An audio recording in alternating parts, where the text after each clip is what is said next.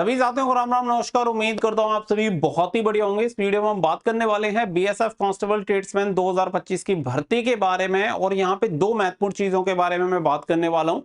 एक तो total number of application form कितने फिलअप हुए हैं, और इसके अलावा कुछ इंपोर्टेंट अपडेट भी है जो कि ऑफिशियली अनाउंस की गई है, तो उसके बारे में मैं भी बात करूंगा, क्योंकि कुछ बच्चों ने गलती कर दी है तो वो गलती आप सभी को सुधार लेनी है। तो वीडियो पसंद आए तो वीडियो को लाइक और शेयर कर दें और चैनल को सब्सक्राइब कर लें, ताकि फ्यूचर में भी रेगुलर अपडेट आपको सबसे पहले मिलती रहे। आगे बढ़ते हैं और पूरी जानकारी आप सभी को देते हैं। तो सबसे पहले आप देखो, ऑफिशियल साइट पे जब जाके विजिट करेंगे तो यहाँ पे एक इन्फॉर्मेशन आपको देखने के लिए मिल जाएगी, और ये इन्फॉर्मेशन दी गई है आपके करेक्शन के बारे में।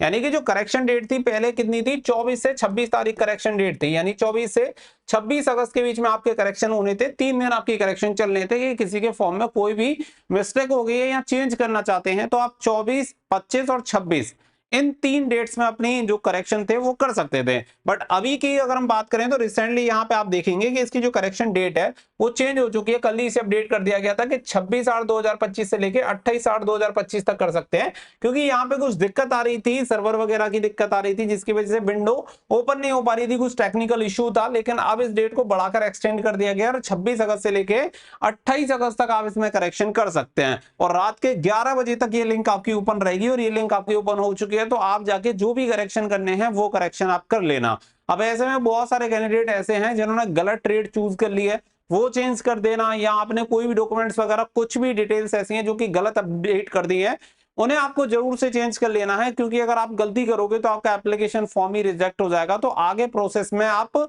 ऐड नहीं हो पाओगे। तो सबसे जरूरी अभी ये है कि आप अपने एप्लीकेशन फॉर्म को सही करें, क्योंकि बहुत सारे लोग इस पे ध्यान नहीं देते हैं। लेकिन जबकि ये भर्ती प्रक्रिया का एक महत्वपूर्ण हिस्सा है, कि जब आप किसी भर्ती प्रक्रिया में शामिल ही नहीं हो पाओगे तो आगे आप कितनी भी अच्छी तैयारी करो, उस तैयारी का आपका कोई भी फायदा नहीं है। तो सबसे पहले आप अपने एप्लीकेशन फॉर्म का एक प्रिंट आउट निकालो, उस प्रिंट आउट को क्रॉस वेरीफाई करो कि उसमें कोई भी गलती ना हो, और अगर कोई गलती नहीं है तो टेंशन फ्री होकर आगे की तैयारी करें, और कोई गलती है तो इन डेट्स में अपने एप्लीकेशन फॉर्म में उस करेक्शन को कर दीजिएगा। तो ये पहला जो पॉइंट है वो यहाँ पे क्लियर हो गया। इसके अलावा अगर मैं नंबर सेकंड की बात करूं तो फिर बात आती है यहाँ पे total number of application form के बारे में, कि सर इसके लिए कितने फॉर्म फिलअप हुए हैं। ये सबसे ज्यादा पूछा जाता है कि कितने फॉर्म फिलअप इसके लिए हुए हैं, तो इसके बारे में हम यहाँ पे बात कर लेते हैं। देखो, सबसे पहले मैंने आप सभी को इसके कट ऑफ के बारे में बता ही दिया था कि इसकी जो कट ऑफ जाती है वो सेंटर वाइज आपकी कट ऑफ जाती है। यहाँ पे सेंटर बनते हैं और उन सेंटर के अंदर आपके स्टेट आते हैं, और उन सभी स्टेट की जो कट ऑफ होती है वो आपकी एक ही कट ऑफ जाती है। तो वो कौन से सेंटर के अंदर कौन सा स्टेट आता है, कौन कौन से स्टेट आते हैं, वो वीडियो ऑलरेडी मैंने बनाई हुई है। तो आप ये देख लेना कि उसमें कौन से सेंटर में आपका स्टेट आएगा और कौन से स्टेट के साथ आपकी कट ऑफ बनेगी, तो उससे आपकी वो चीजें एकदम से क्लियर हो जाएंगी, आपको कोई कंफ्यूजन नहीं रहेगा।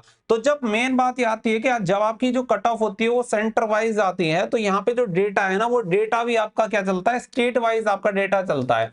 यानी नंबर ऑफ एप्लीकेशन फॉर्म जो होंगे वो इसी के अकॉर्डिंग आप सभी के भरे गए। तो यहाँ पे समझो कि ये जो डेटा होगा फिर वो सेंटर को भेज दिया जाएगा, और सभी जो स्टेट है वो वहां पे मर्ज हो जाएंगे। एग्जाम्पल के लिए जैसे समझ लो कि अगर दो स्टेट है, मैं एग्जाम्पल के लिए बता रहा हूँ, एग्जैक्ट डेटा नहीं है, यूपी और बिहार, हालांकि अलग अलग हैं, लेकिन मान के चल लेते हैं यूपी और बिहार एक सेंटर में आते हैं, तो एप्लीकेशन फॉर्म अलग अलग यहाँ पे फिलअप हुए हैं, और ये डेटा जो होगा ए नाम के, मान लो एक सेंटर के लिए जाना है तो उसे ये भेज दिया जाएगा। फिर उसके बाद यहाँ पे आपकी जो कट ऑफ होती है वो तैयार होती है। तो सबसे मेन जो चीज निकल के आती है कि आपको इस चक्कर में जाना ही नहीं है कि कितने फॉर्म फिलअप हुए हैं। चाहे फॉर्म आपके देखो एक फिलअप हो या 10,000 फिलअप हो, आपको इस बात से फर्क नहीं पड़ेगा, क्योंकि आपकी जो कट ऑफ जाएगी वो स्टेट वाइज एंड आपका सेंटर वाइज आती है। तो जब all over India cut off बनती है तो ऑल ओवर इंडिया में जितने भी एप्लीकेशन फॉर्म होते हैं उससे पता चलता है। अब यहाँ पे अगर आप ये समझोगे, देखो पहली बात मैं आपको बता दूं कि ऑल इंडिया के लिए भी मैं आपको बता देता हूँ, ये चीजें थोड़ी सी आपको और क्लियर हो जाएंगी कि ऑल इंडिया के लिए अगर हम बात करें तो करीब करीब यहाँ पे 14 लाख एप्लीकेशन फॉर्म आपके फिलअप हुए हैं। ठीक है, 14 lakh application form all over India के लिए सभी स्टेट से आए। लेकिन जैसा कि मैंने कहा कि यहाँ पे स्टेट से फर्क नहीं पड़ेगा, क्योंकि आपकी सेंटर वाइज यहाँ पे कट ऑफ बनती है। तो जब यहाँ पे बनती है, अब यहाँ पे अगर आप ये डेटा भी निकाल देंगे, यहाँ पे आपकी जो स्टेट वाइज है, स्टेट वाइज आप डेटा निकालते हैं कि कितने फॉर्म भरे गए, तो फिर आपको क्या करना पड़ेगा, सेंटर वाइज जितने भी स्टेट आते हैं उन सभी का टोटल भी आपको करना पड़ेगा। फिर उसकी टोटल वैकेंसी आपको स्टेट वाइज यहाँ पे वैकेंसी दी गई है, सभी स्टेट की टोटल वैकेंसी करो, और उससे डिवाइड करने के बाद आप सभी को ये पता चल पाएगा कि टोटल नंबर ऑफ जो एप्लीकेंट है एक सीट के लिए कितने हैं। और अगर मैं बात करूं कि इस बार देखो टोटल जो नंबर ऑफ वैकेंसी है 3588 टोटल आपकी नंबर ऑफ वैकेंसी है, और सीट्स आपकी काफी बढ़िया हैं और भर्तियों की अपेक्षा। तो जब आपकी नंबर ऑफ सीट्स बढ़िया हैं तो आपको ये वाली जो कैलकुलेशन है कि कितने फॉर्म भरे गए, अब आप खुद आंसर कर दोगे, आपको ये चीजें समझ में आ जाएंगी। ऑल ओवर इंडिया वास टोटल जो एप्लीकेशन फॉर्म है वो मैंने आप सभी को बता दिए। अगर आप ये समझो कि जैसे कि टोटल 20 लाख फॉर्म भरे गए होते तो क्या आप तैयारी नहीं करते, या 5 लाख फॉर्म भरे गए होते तब तैयारी नहीं करते। तैयारी देखो आपको हमेशा बराबर करनी है। आप ये सोच के कि भाई कम फॉर्म भरे गए तो कम कंपटीशन होगा और आसानी से सिलेक्शन हो जाएगा, तो इसी के चक्कर में आपका सिलेक्शन कभी होगा नहीं। तो आपको सिर्फ अपना बेस्ट देना है, अच्छे तरीके से तैयारी करनी है।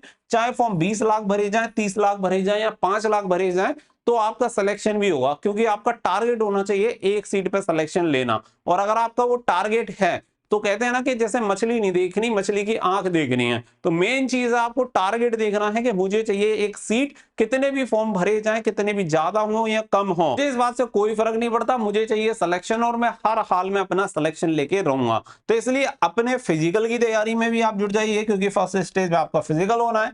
फिर इसके अलावा रिटन एग्जामिनेशन की तैयारी में भी, जहां से भी आप रिटन की एग्जामिनेशन की तैयारी बढ़िया तरीके से कर सकते हैं, आप वहां से रिटन एग्जामिनेशन की तैयारी करो। तो दोनों फेजेस की तैयारी अभी से आप सभी को स्टार्ट कर देनी है, क्योंकि अगर आप सोचोगे कि जब फिजिकल क्वालिफाई करूंगा फिर रिटन एग्जामिनेशन की तैयारी करूंगा, तो इस तरीके से क्या है आपका समय बर्बाद होगा, और यकीन मानो कि जो सिलेक्शन के चांसेस हैं वो भी आपके कम हो जाएंगे। तो तैयारी करो, पूरे मन से करो, ताकि सिलेक्शन हो पाए। उम्मीद है कि आपको इस वीडियो में ये सभी जो डाउट हैं वो क्लियर हुए होंगे, और ये वीडियो आपको जरूर पसंद आई होगी। तो वीडियो को लाइक और शेयर कर देना, और चैनल को सब्सक्राइब करके बेल आइकन पर प्रेस कर लेना। और एक बार फिर से बोल रहा हूं कि करेक्शन कुछ भी है एप्लीकेशन फॉर्म में कंफर्म कर लो, उसे करेक्शन कर लेना, क्योंकि बाद में बहुत सारे कैंडिडेट बोलते हैं कि सर हमारे में ये गलती हो गई, ये चेंजेस नहीं हो रहे हैं। अभी आपके पास मौका है, आपको ट्रेड चेंज करनी है, कोई करेक्शन करना है, वो आप सारी चीजें कर सकते हैं, तो जाके कर लेना। मिलेंगे नेक्स्ट वीडियो में। So thank you for watching. जय हिंद, जय भारत।